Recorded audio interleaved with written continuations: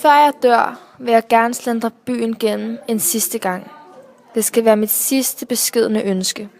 Jeg vil gå på mine fødder igennem min by, igennem København, som jeg har gjort så mange gange før. Og jeg vil vide, det er den sidste gang. Og jeg vil vælge min rute med omhu. Og jeg vil gå ned ad Istedgade eller Vesterbrogade. Og gå ned af alle de små solløse sidegader med alle deres nedlagte butikker. Og jeg vil se på alle antikvareudstillingerne af gulnede gardiner og fedtede gasapparater. Og jeg vil mærke lugten i næsen af kål og frikadeller og kartofler i hver eneste trappeopgang. Og jeg vil rode i bogkasserne, og jeg vil ingenting købe. Og ikke fordi det er sidste gang, men fordi jeg aldrig roder i bogkasserne for at købe, men for at rode i dem og tænke på, hvor kort og mærkeligt livet er. Og jeg vil se børnene lege i de små firkantede, stenede, forblæste baggårde. Og jeg vil høre dem råbe til og efter hinanden.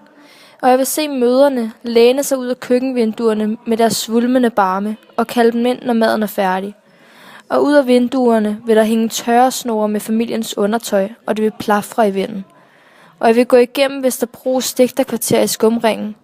Jeg vil slendre langs mod Saxegade, Økenslæggergade, Kingosgade, og jeg vil gå ind et sted på et af værtshusene, måske Café Guldregn, og nyde en bitter dram og ikke andet, og så ud og videre. Jeg vil slide mine såler flade den sidste slendretur i København. Jeg vil sige farvel til min by. Jeg vil se alle Vesterbros arbejdere komme hjem i deres kedeldragter, mærket af dagens slid og sved, med en grøn Cecil i munden og et sammenfoldet ekstrablad i baglommen. Og jeg vil gå videre fra Vesterbro.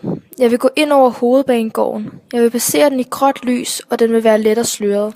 Og den vil som altid ligne en gammel tårestribet film, og den vil skære i hjertet, som den altid gør. De sædvanlige spritter vil sidde der og vente på ingenting. De unge plaffer vil stå der med deres rygsække og deres mælkekartoner. Fortravlede og forjagede folk vil vente på deres forbindelser. Familier vil komme med kufferter og barnevogne for at tage på weekend hos familien på landet. Og jeg vil stille mig i et hjørne og blive overvældet, og ikke vil kunne gribe ind og heller ikke have lyst. Bare blive overvældet af alt dette liv, alt den mylder, fugtige øjnene, uden påviselig grund og meget, meget fjern. Og når jeg har fattet mig, vil jeg ryste mine frakkeskulder, ryste Hovedbanegården af mig, som en hund ryster sin våde pels. Eller som når man kommer ud af biografen fra en film. Jeg vil tænde en cigaret og gå videre ned ad Vesterbrogade til Rådhuspladsen, hvor alle flakser rundt mellem busser og biografer.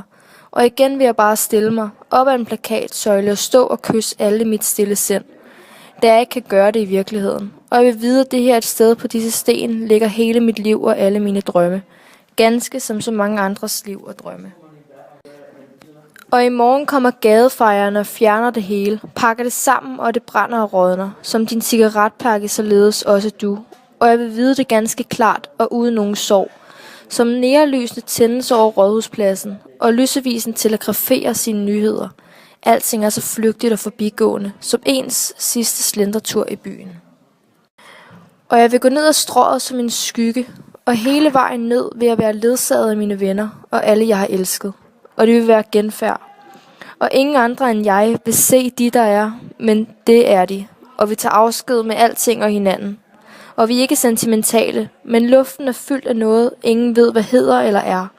Og vi går der i et tavs samtale, og hen imod Nytorv er de væk igen.